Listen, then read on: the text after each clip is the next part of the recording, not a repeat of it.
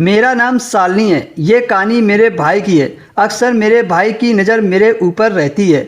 मुझे कुछ बुरा नहीं लगता है क्योंकि वो मेरा भाई है। मेरा भाई कई बार मेरी गोद से मेरे बेटे को लेता है और मुझे वापस देते समय कई बार उसका हाथ मेरे शरीर से टकरा जाता है तो मुझे अच्छा लगता है। रात के 9 बजे हम भाई बहन मिलकर खाना खा रहे थे और आपस में बातें कर रहे थे।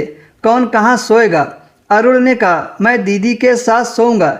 यह सुनकर मेरी बहन खुश हो गई और इधर मैं भी खुश हो गई थी कि मेरा भाई मेरे साथ सोएगा।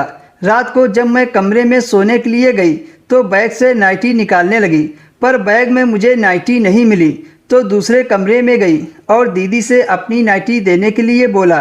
दीदी ने मुझे अपनी नाइटी दे दी और नाइटी लेकर कमरे में वापस आई तो देखा मेरा भाई ढीला ढाला पैजामा पहनकर सो रहा था। उसका खुला आकार साफ दिख रहा था।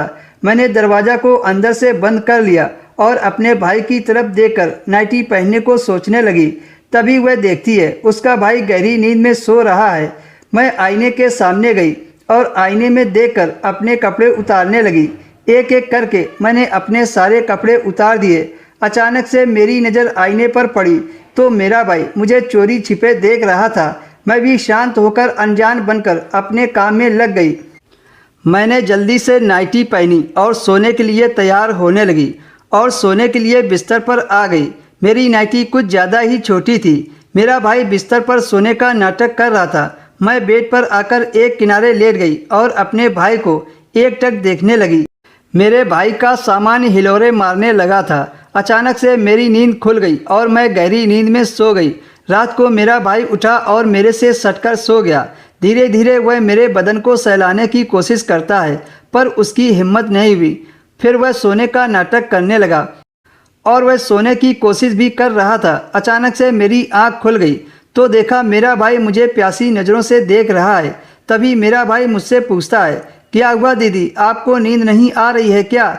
मैंने कहा, नहीं मुझे नींद नहीं आ रही है। मेरा भाई मेरे ऊपर हवा करने लगा।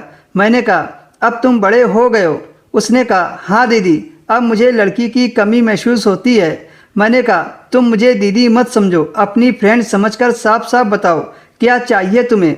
उसने कहा, दीदी मुझे भी शादी करनी है। मैंने कहा, बस इतनी सी बात? ठीक है, मैं तेरे जीजा से बोलकर एक अच्छी लड़की तलाश करती हूँ और जल्दी ही तुम्हारी शादी करवाती हूँ, नहीं तो तुम मुझे ही न रगड़ दो।